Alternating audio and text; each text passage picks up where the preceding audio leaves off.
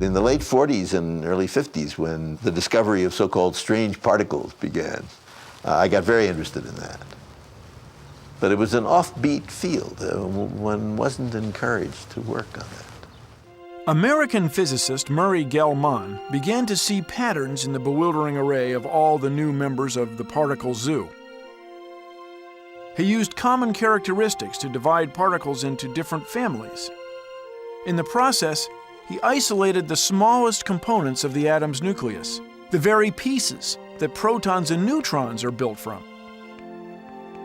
As a theoretician, I couldn't, I suppose, really discover new things, but I could propose them. And if they turned out to be right, you could call it a discovery in a sense.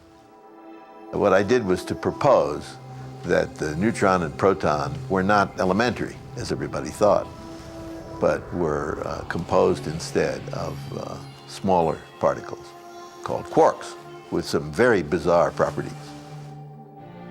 Gell-Mann's quarks did for subatomic particles what the periodic table did for the chemical elements, and in 1969 he was awarded the Nobel Prize for Physics. His classification of the tiniest bits of matter brought order to the chaos of the particle zoo.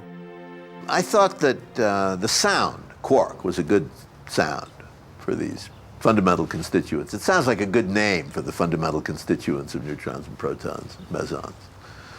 Quark. But I didn't know how to spell it. I thought maybe K-W-O-R-K.